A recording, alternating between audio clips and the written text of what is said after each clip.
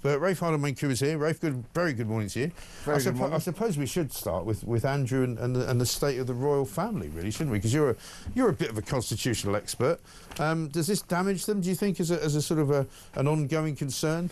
Well, for journalists, particularly tabloid journalists, Prince Andrew is the gift that keeps on giving. Yes. But that's the problem. This is why you can understand the frustration, if not the despair, in the royal household. That every time they think they've finally closed the door of the Prince Andrew saga, a few months later it bursts open again, and it simply will not go away. And so now we've just had the publication today of the memoirs of Virginia Giuffre, the woman who killed herself and was raped by Prince Andrew. That's brought out even more details. We now have this story about him asking the police to look into her. People are now calling for an inquiry about that. How did he get her? And the police, I think, have said, despite the fact that he's denied all of the accusations that she's made against him, the police supposedly now are investigating this claim that he tried to get the police to investigate her, if you know what I mean. It's complicated. And there are questions as to how he obtained her social insurance number. How did he obtain her date of birth? Who was his contact there? So actually there are questions that continue to need to be answered. Now, it should be said, you happen to have with you the co-editor of Burke's Peerage World Orders of Knighthood. There you go. So I can speak authoritatively that he hasn't lost the Duke of York. He still is the Duke of York. He's still the Earl of Inverness and Barry. He's not using it. So the King still does have the ability not to remove his peerage title. That requires Parliament, but there are now MPs calling for that to happen. It could be done pretty quickly, actually. It needn't take up parliamentary time, but also he could be formally stripped of the Order of the Garter, which he hasn't been. So all of these things. What is the Order of the Garter? Because I was asked this at the weekend, and I said, it's some kind of chivalry, kind of, heraldic kind of scenario. What is the Order of the Garter? The Order of the Garter is our most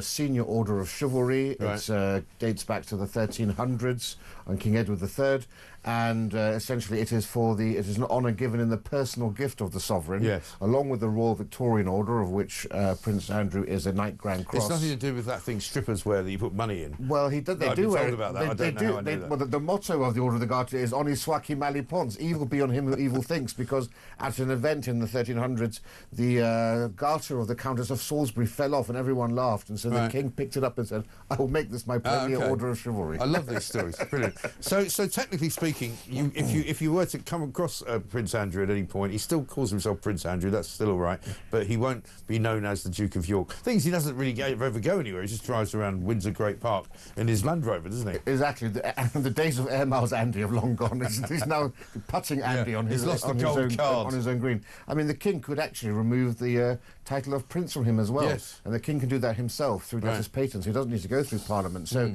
there are other ways in which you could actually take further punishment against Andrew if these stories keep coming out. But I would hope at this stage, having been totally humiliated, that Andrew would follow the example of his great uncle, the Duke of Windsor, who went into exile in Paris. That's what he should do. And lived a life there. He should go abroad, shouldn't he? He should go and live in the Falklands or something. Maybe that would be apposite, because he obviously, a lot of people say the only sort of saving grace of Andrew is that he did fight on behalf of his country, and he actually did properly get himself into quite sticky situations piloting a helicopter in the Falklands War. Well, that's a very good comparison. I've often said, he was willing to lay down his life for Queen and country in the Falklands War. This requires a similar sacrifice for king and country, and for the interests of the monarchy, he needs to fade into the wilderness. We know that Sarah calls Switzerland her second home, but also people may not realise he has the use of a full palace in the UAE.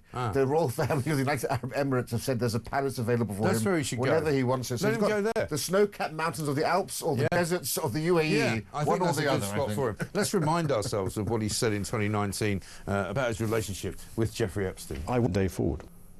Yeah, that turns out to be a complete falsehood, obviously. Emily Maitlis, I watched at the weekend, was on Laura Kunsberg, and she said, we were all absolutely aghast when we discovered that there was an email, which we found out last week, he had sent to Jeffrey Epstein saying, we're in this together, some months after he talked about that walk in the park. And also, they were all aghast about the fact that he said, I decided to do the right thing, not take the chicken's way out. I went to see Jeffrey Epstein to tell him that I was going to no longer see him, but I took 4 days to do it. And I stayed in his house for 4 days, went to various parties with him, and went for that famous walk in the park. Well, and even worse, of course, in that email, which came after he said that he had broken off contact, he said, we shall play again soon. I mean, absolutely appalling. Now it's come out today also that Epstein said that one of the first people to visit him when he left prison was Sarah Ferguson, who brought her 2 children, apparently, to see him. Ah. You know, obviously so beholden to a billionaire, looking for Right. a handout quite clearly. So, yeah, both of them actually have clearly lied and deceived the public. Yes. And that's one of the reasons they need to pay a price. Yeah. We also understand today that one of the reasons the king acted so swiftly was because he's going to the Vatican for this very historic moment where he's going to pray side by side with the Pope, and he was fearful that this Prince Andrew saga would overshadow the visit, and that's one of the reasons such drastic action was taken. And even in the 11th hour, Prince Andrew still didn't want to give up those titles, and it was only when the king actually intervened personally with a phone call Yes. that Prince Andrew realised he still was living in a state of disbelief. Yeah. He doesn't actually think, you know, that he's being treated fairly. Well, he's clearly one of these people who doesn't quite see himself as others see him, as it were. You know, there's that famous moment, I think, a couple of weeks ago, was, I think, with the funeral of the Duchess of Kent, was it? When Andrew and William found themselves standing next to one another, and you could see Andrew making some quip, and William literally could not have looked more filled with disdain as he sort of looked across at him and refused to kind of interact with him, because you can see that there's a great deal of sort of enmity between them. But this is one of the issues. Even now that he's had all of these things happen to him, he still tries to make himself front and centre of any event that he attends. Exactly. So we now think we know he's not going to be there at Christmas, but we don't think we're ever going to see him again, even at private family functions, being banned from Sandringham, banned from Balmoral, banned from Windsor.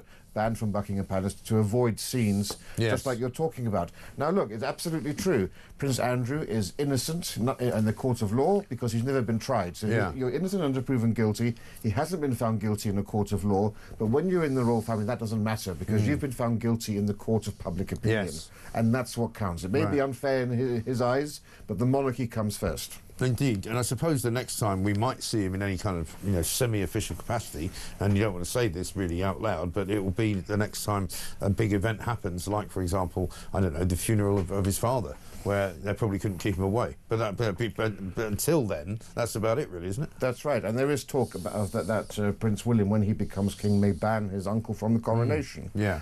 You may Which remember would be quite a big deal, even constitutionally, wouldn't it? Well, at the last coronation, there was no role for Prince Andrew. He was not part of the ceremony, yet he chose to arrive wearing his full Order of the Garter robes. And there was a conversation to be had about that, wasn't there? Because people were saying he shouldn't do it. He should turn up just in mufti, as it were. Fascinating. I'm sorry we're not talking about Keir Starmer yet. We will, don't worry. The Labour government is indeed still just as bad as it was on Friday, so fear not. We'll be talking about the number of Channel migrants coming since Keir Starmer became Prime Minister, which is touching 60,000, by the way. And also we'll be talking about the number of crossings in September. Plus, Ed Miliband was out and about at the weekend talking about how he's going to create 400,000 jobs. We don't think he's going to do it. And Rachel Reeves as well, because getting ever closer to the November 26th day when she's going to give out her budget, which is going to do an awful lot of harm to an awful lot of people. This, of course, is Morning Glory. We've got Talk. Welcome back to Morning Glory, coming up to just after 19 minutes past 6. It is, of course, Monday the 20th of October. Barry says, this morning, Mike, I revered the late Queen, but the royal family are in a mess. Their popularity is steadily declining, and they need to be careful. I would like to see them being more philanthropic and realising the shambles the country is in instead of being so out of touch, says Barry. And Tony says, Andrew and Harry will destroy the royal family, definitely.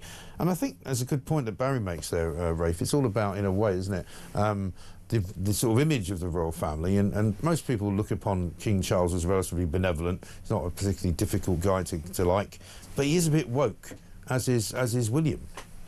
Yeah, but you know, the key thing is whether no one can deny that the king's heart is in the right place, whether you agree or disagree what he's doing.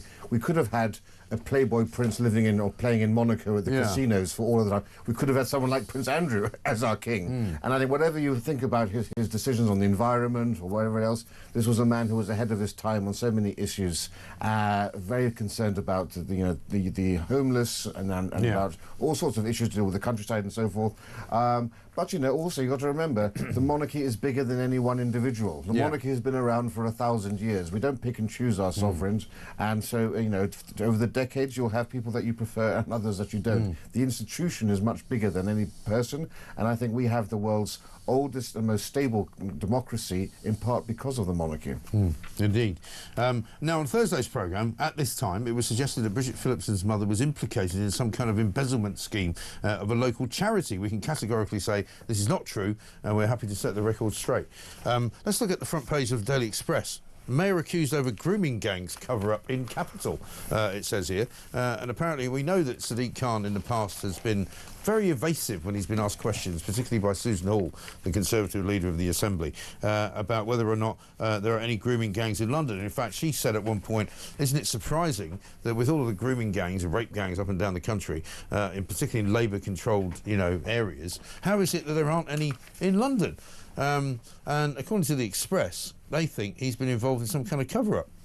Yeah, I mean, this is another disgraceful thing. Look, London is so huge. London is bigger than Birmingham and Manchester, Rotherham, Oldham combined.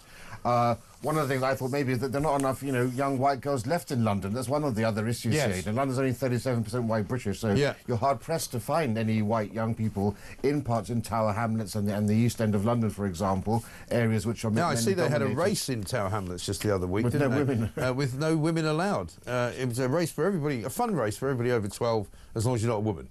Yeah, absolutely. I mean, ridiculous. But, the audacity of this mayor of London, absolutely disgusting, to gaslight the victims of the rape gangs when he was asked by Susan Hall about the grooming gangs, and he claimed not to even know what the term grooming gang was. And I don't know whether you're going to play the clip. We have actually got the clip. Let's watch it. It's an outrageous display of arrogance. Yeah, it is. Have a look. This is Susan Hall. I asked you this question last week, and you found every which way but not to answer it. Just how many grooming gangs have we got in London? To avoid any misunderstanding, can she define what she means by that? Yes. If you look at what's gone on in Rotherham, where there are people taking young girls, grooming them for sex, that is what I'm talking about. We know in London there are issues about exploitation of young people, but they're not as defined by the member in her definition of what those types of gangs are.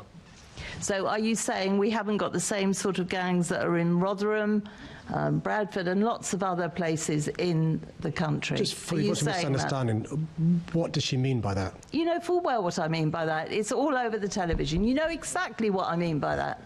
These gangs of people that are grooming young girls for sex. Do we actually have those in London? I'm unclear, Chair, what is meant by the question. If you could spell it out, I can answer. I've just spelt it out. Are you not listening? It's the sort of gangs that groom young girls at a young age for sex. Exactly how much clearer do you want me to be? He's basically trying to goad her into saying Pakistani grooming gangs or Asian grooming gangs in order to then accuse her of racism, right? Yeah, and that's absolutely appalling to play those sorts of cheap political games when you're dealing with the lives of young people, And we now have, it's in today's Daily Express, 15-year-old girl went missing for 4 days. Yeah. Went to the police, said that she had been raped. 13-year-old exploited here. This was last year, 2024 report. 15-year-old given drugs, made to carry out sex acts in hotel rooms. So many of these cases which were on the desk of the Mayor of London. Yes. And there he is, claiming to be completely ignorant about what Susan Hall was saying there. Why didn't he answer those questions? Why did he deny the existence of these sorts of rape gangs? And also, let's remember, what's happened to this national inquiry? Well, we are months into when Keir Starmer basically conceded that you needed an inquiry. Nothing has happened. They can't even find a single person to chair the inquiry. No. Nobody wants to be tainted. Apparently all the judges in the country are worried and squeamish about being involved with it.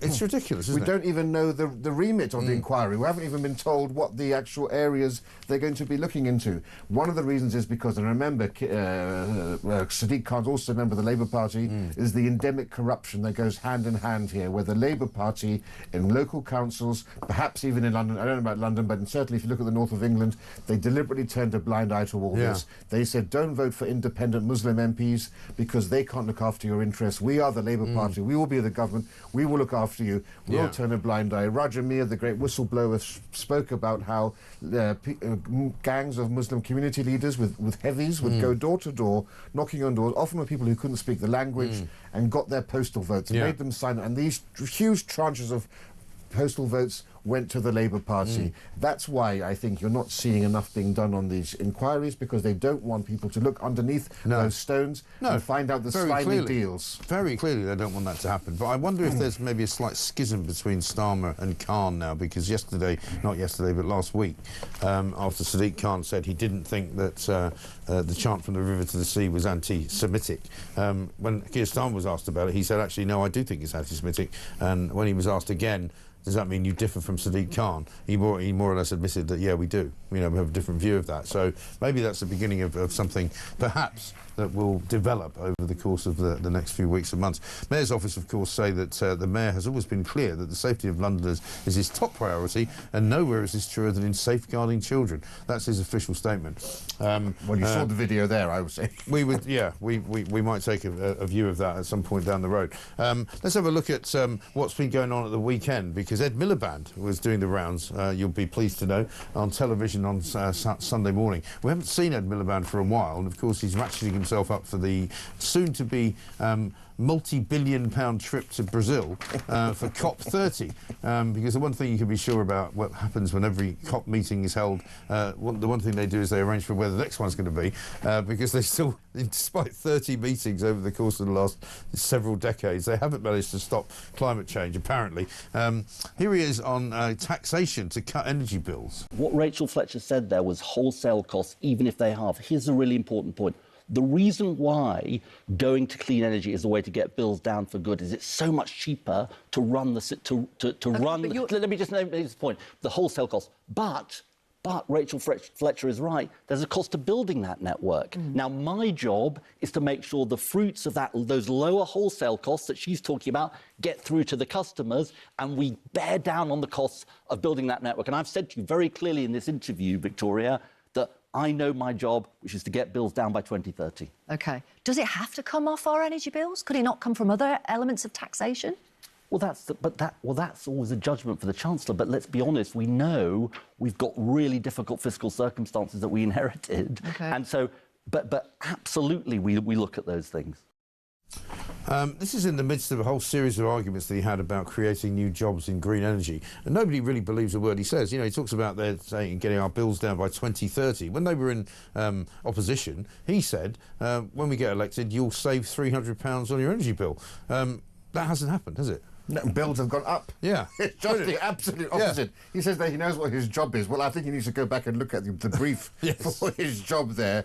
But he's absolutely deranged, you know. He says the reason why bills are so high is because of our dependence on fossil fuels. Right. We've just discovered... Also untrue. We've just discovered 1 billion barrels of oil in the North Sea, right? And yet we're going down this crazy path. Andrew Neil had a great tweet out about it. He said, you know, this, speaking about Ed Miliband, he said, this is deranged. Yeah. Despite tens of billions of pounds invested in renewables, there are only about 40,000 jobs. That means basically that each job has come at a cost of £200,000 each. This is a ridiculous scheme. There's a reason we have the world's highest electricity costs, and Ed Miliband is one of those reasons. Yes, he is, because he was asked quite blatantly on the BBC by not Laura Kunsberg, but the woman doing her show for what's the name? Derbyshire, Victoria Derbyshire, yeah. She actually said, yeah, but we've looked at a bill, right? And on that bill, there is a green levy, there's VAT, there's all manner of things that you've added on as the government in terms of add-ons to what the actual energy bill is. And you could, if you wanted to, get rid of all that if you want to make people's bills cheaper. And he said, oh, well, yes, but of course we can't just, you know, willy-nilly get rid of all that because, you know, we have to get a balance. And so he's disingenuous, completely disingenuous about exactly how, in fact, he runs the Department of Net Zero and Climate Change. Well, and it's worse than that, you know. The Chancellor wants to go for growth. If you want to go for growth, lower the cost of energy, get rid of these green levies, and British industry will be able to be competitive again. You know, the SDP had a conference, and I saw one of the speeches there. They said that the amount of the cost of energy has been 3 trillion over the past however many years. That's the same size as our debt. Yes. And just think about how industries are now being hamstrung. They're being, having their hands tied behind their back, trying to compete against China and India. They continue to build all of these sorts of things. And that, of course, reduces the corporate tax rate that could improve all of our public services. Exactly. And instead what they do is, and one of the things he boasted about was that, oh, we've increased the number of people we're giving an extra sort of heating allowance to over the course of this Parliament. And you go, well, we don't want to subsidise people to pay very much higher bills than they should be paying. Just lower the bleeding bills and everybody's happy. And the point is, we already are one of the world's cleanest countries when it comes to energy, right? said other countries still have to play catch up with us. So let's just take a breather, let them catch up with us, and then we can revisit all of this. Yeah. We've done enough. Exactly right. Ed Miliband, a complete and utter plonker. We're going to talk coming up about some migrant stories. We've got quite a few of them today. Also, we've got some great clips of Rachel Reeves. She's apparently been talking about how proud she is and what a good job she's been doing. Of course, it was with Channel 4, the only place where she could actually get an audience to listen to that kind of garbage. It's coming up to 6:31. We'll be back after this. Welcome back to Morning Glory. It's coming up to very nearly 6:34. Rafe Hardeman-Crew is here with us. We're going through the papers. We've got plenty of stories about migrants this morning, Rafe, as the numbers are starting to stack up. We've got the migrant tracker telling us at the moment that the number of Channel migrants coming here since Keir Starmer became Prime Minister on small boats practically up at 60,000, 59,971. And the numbers for 2025 only since January the 1st, 36,729. The Mail actually has it at 36,734 in, 42 out. Because they sent a few more people back to France. They don't even bother announcing it now, do they, when they send people back to France, because the numbers are so small.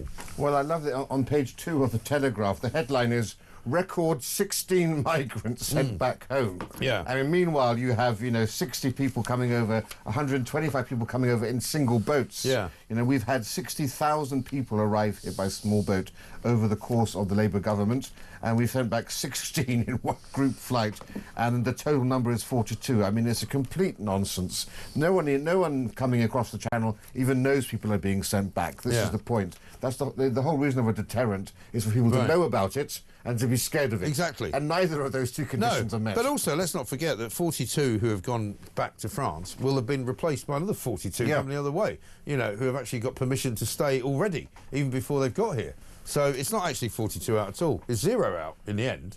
And what's so frustrating, what makes people so angry, of course, is that Labour has been looked at for 14 years at what the Tories have failed to do. They're now in government for so long, and they unveiled this as if it was their great secret weapon, when we all know that it's completely ridiculous. Right. And when this is the best thing that the government can do, it makes you despair that they actually haven't got a clue what's going on, the scale of the problem, or how to deal with it. We can only hope that they're swept out at the next election, and we finally get a government that is serious about tackling these issues. Yes. Well, you would like to think so, but I mean, I'm afraid there's yet more fallout from the whole story of illegal migration. Story in The Sun, page 14.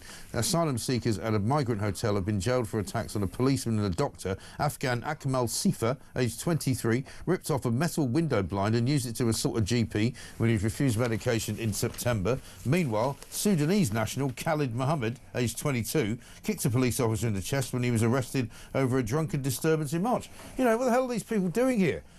So one of them's 22, one of them's 23, one of them's from Afghanistan, one of them's from Sudan, and there's literally just criminal scumbags. Why the hell are we letting them in? Yeah, and nothing was said in court about deporting these two. No. This is what's ridiculous. We're still going to be keeping them at His Majesty's pleasure. Yeah. How much that's going to cost us all? Probably better than life back home as a British prison. Yeah. I would have to say. So given the choice, they probably prefer to be in a prison. Why are we having these people here? Yeah. Kick them out. And did you see that story at the weekend of the guy who was sentenced to 5 years in prison for threatening to kill Nigel Farage, the guy with the tattoo of an AK-47 on his face? It turns out, and the Mail did a great job, they went and tracked down a woman who he raped in Sweden.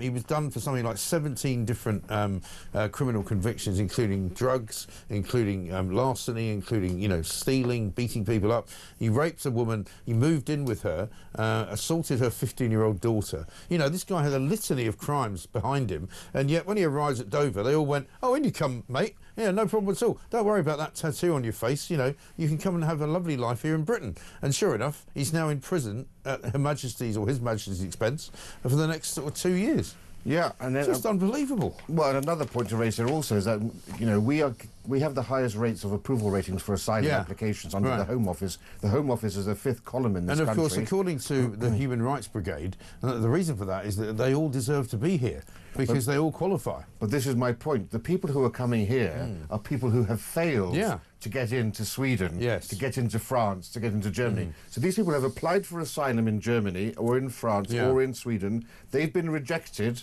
And so they come here knowing that we are an easier sell. Yes. So why are we taking the rejects from the EU? And this why is do what, we? people need to understand how serious this is. And also, why do we not know if they've got criminal convictions whether they have them. That's the bit that really, I think, will puzzle people and will really worry people, because what it means is that you've got a large number of these people coming into the country who have already been found guilty of crimes in other countries in Europe.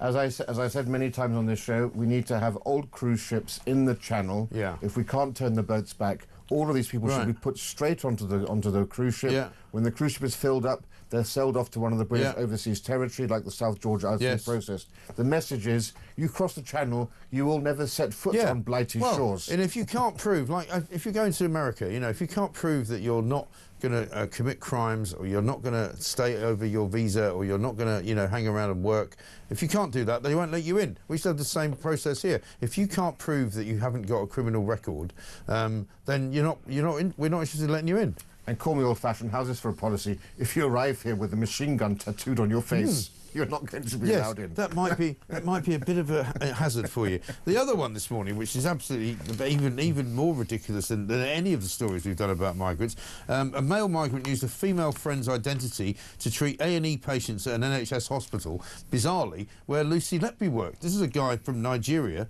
who has got his wife with him outside of court.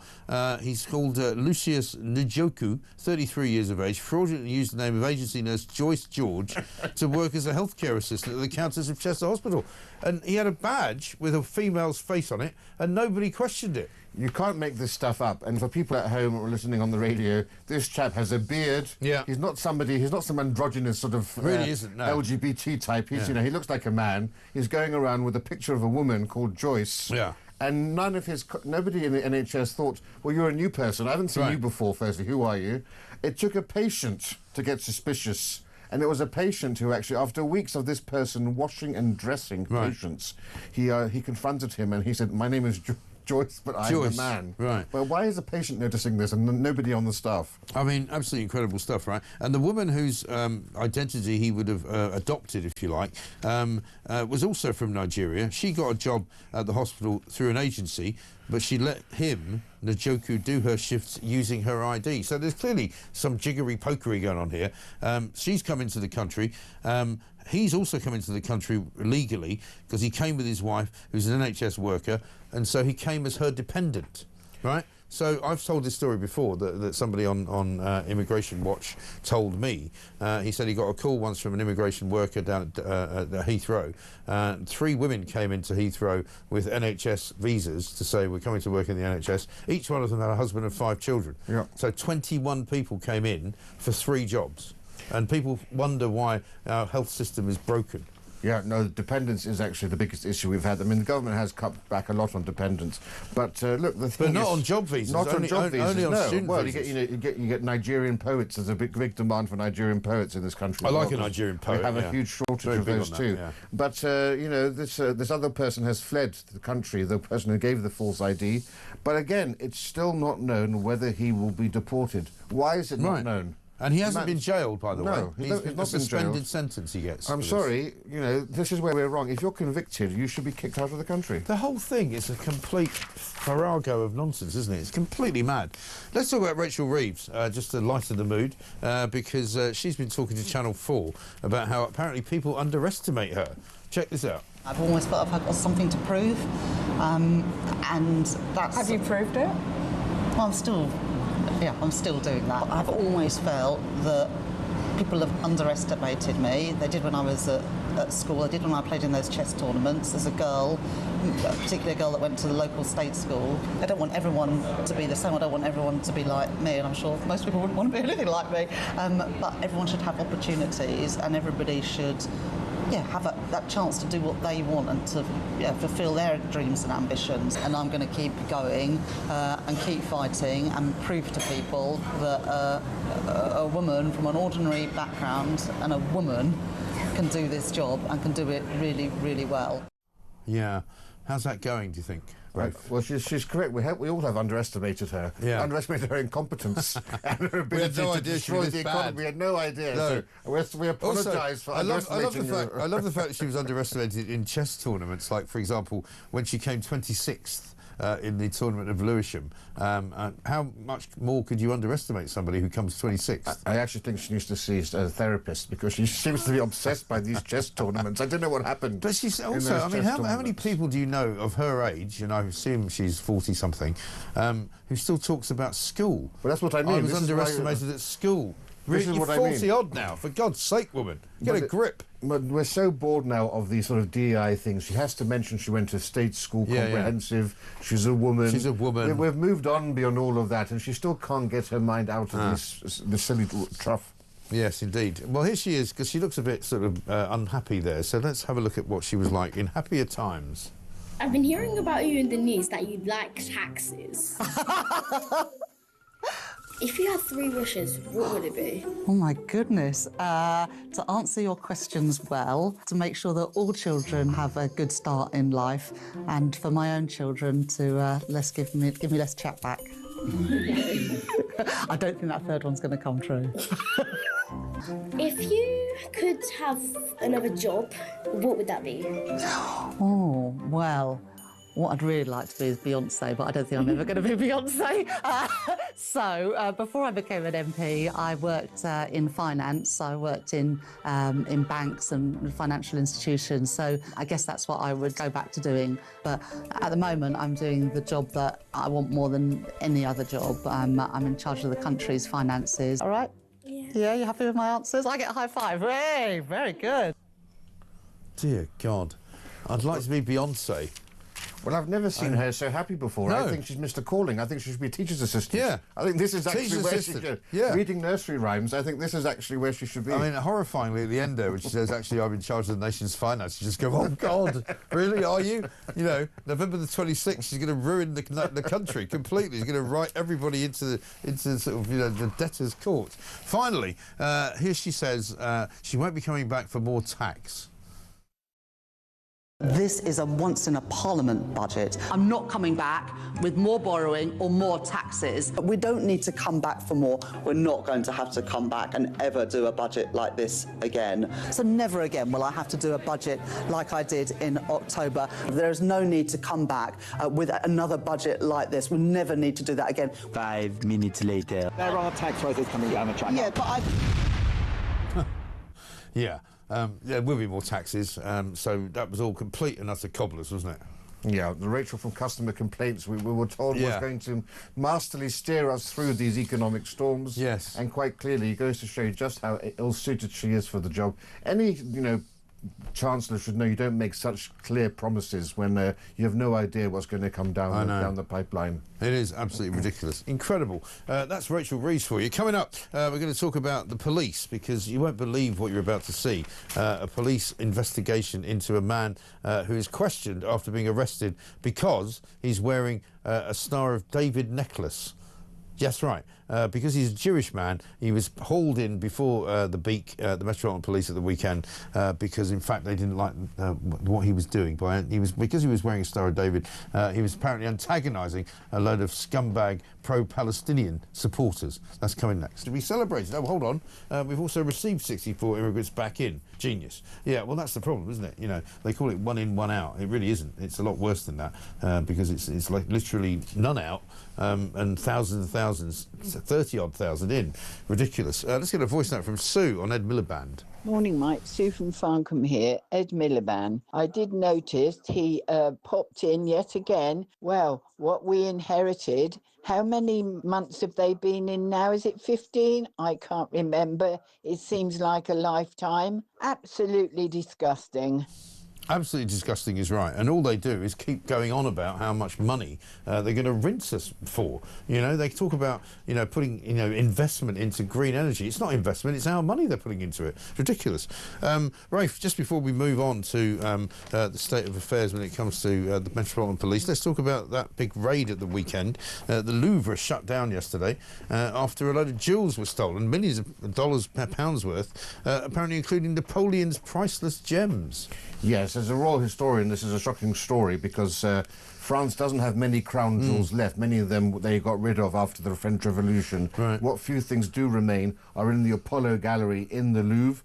And outrageously, there was this amazing caper where just by using a cherry picker and an angle grinder, in broad daylight, the museum was actually open. This didn't happen at night time. There were actually people watching and filming this. Right. They went in, threatened the security guards, and basically went away with these priceless tiaras, necklaces belonging to Napoleon's wife, various queens, even the crown of Empress Eugenie, which they dropped, thankfully, and it's been damaged because it fell from the first floor, we think, but that's been retrieved. That's worth tens of millions of pounds. Wow. But, you know, it's the historical and cultural importance of these artefacts. But this is right out of the Pink Panther. You expect, you know, a glove with a peanut, Sir Charles Lytton's glove to be there. But I think, actually, Inspector Clouseau must have been in charge of the security well. There's pictures in the Daily Mail today, pages 4 and 5, of the cherry picker, as you say, just parked outside the front door, practically, where it says Musée du Louvre. Galerie des Antiques, and there it is up to the balcony, where they just walked up a ladder apparently and smashed a couple of bits of glass. Amazing. And you know, France is actually the world hotspot for these sorts of heists now. They have the Natural History Museum and so forth because they have such lax security. I mean, this is the equivalent of people breaking into the Tower of London and going away with some of the crown jewels. Now, exactly. that's impossible. The crown, you know, the Tower of London is so well fortified. You've got the beefeaters there, the yeoman warders, but also the best high-tech security, big safe doors, and yet, you know, you can just see here how many windows there are to go into, and I think this is going to be hugely embarrassing for the Louvre, the world's most visited museum, but also for Macron, who of course has enough on his plate already, but this has become a national humiliation for France, that their most prized royal possessions had been so easily done away with within the space of a few minutes. And it reminds me of a show that I watched on Netflix called Lupin, who is actually a fictional character, but it's a sort of modern day version of the Pink Panther and a modern day version of a sort of Victorian thief. But also, you always want to ask the question, I mean, who could they sell this stuff to? Because surely, unless you've got some mad kind of, you know, Saudi Arabian multi-billionaire collector who just wants to put it in his house, you can't really sell it on the open market, can you? Well, so usually what happens here is either it's stolen to order, so some crazed billionaire has decided he wants his items, or tragically they'll be cut up and sold and melted down, the diamonds will be cut up, a huge act of vandalism against a piece of world heritage. But there's even talk that the Russians were behind this, and this is all part of their plan to destabilise Europe in various ways. We know that they're flooding the countries of Europe with migrants, but they're also doing other stuff to try to foment discord in the country. I suppose if Putin wanted to do a big sort of, you know, 2 fingers up to the west, he could go, we've got the French jewels now, and we'll put them in on show wear one of the crowns in St. Petersburg. Yeah, exactly right. That could happen. Now, have a look at this. This is an interview that came out over the weekend. It actually is from a few weeks ago. Daily Telegraph got their hands on it, and it's the police interviewing a man who they arrested at a pro-Palestinian march for apparently antagonising the pro-Palestinian protesters. Check it out. I mean, I'm concerned about this question about the Star of David. Why are you concerned? Well, I think I'll have a private consultation and we'll set out my concerns. Okay. The officers have noted in their statements that they believed that because the Star of David was out and present to people which may take either offence to the presence of it, they felt that that was antagonising the situation further. Okay, well, I'm going to say that I think that's, with respect, appalling and shows a complete lack of ignorance on behalf of those officers. Okay. I mean, incredibly, he was arrested for antagonising people who were holding up banners calling for death to the IDF and death to Israelis and death to Israel from the river to the sea. They didn't arrest them, they arrested this guy who said he was watching, he was being an observer basically at a pro-Palestinian demo outside the Israeli embassy. He's wearing a Star of David necklace, and they say that that's antagonising. Yeah. Well, there's just further evidence of how policing works now. It's not about what is the right thing to do, it's about what will I do that won't antagonise the biggest mob. Yeah. Which side has the ability to bring out more people onto the streets, and I'm not going to antagonise those people. That's what's running all of this. Also remember, with critical race theory, the sorts of nonsense about white supremacy that the College of Policing and others teach these policemen, they're told that being Jewish is just adjacent to being a white supremacist now. That's the mentality. So when they see the Star Star of David, they see it as equivalent, essentially, I would imagine, to some sort of a racist symbol. Oh, yeah. Now, we've just had... Like a swastika or something. We've just had, in the last few weeks, a wonderful court ruling whereby the person who was charged and convicted for burning a Quran had his conviction overturned by the Court of Appeal, who said nobody has the right not to be offended. Oh. An important pillar of free speech is the ability to cause offence to other people. So even if it was offensive, which is not, right. but even if it was, the police should have taken a lesson from that court ruling and allowed him to go on. This is utterly disgraceful. I hope the chief rabbi is involved. Keir Starmer was very quick to comment on the Maccabi Tel Aviv Although he's done team. nothing about it. Nothing about it, but I hope at least... Well, he's good at talking, so I hope he talks about this as well. Yeah, let's see. Meanwhile, finally, we'll just end up with this, because this is hilarious. Apparently 7 million people at the weekend joined a US protest against Trump being king of America. They're obsessed with Trump, and they think that he wants to try and, you know, do away with elections. They think that he wants to do away with any kind of democratic process, and he just wants to declare himself to be king. They actually believe it. Have a look at this particular... I think we haven't quite got it yet, no. We have got it, I think, now. Have a look. No king, ain't no king in the USA. We're rising up. He ain't down. He ain't no fool. No matter what he says. He said he's mad. Hell no, we won't say not today. Not today. 'Cause there ain't no king. Ain't no king in the USA.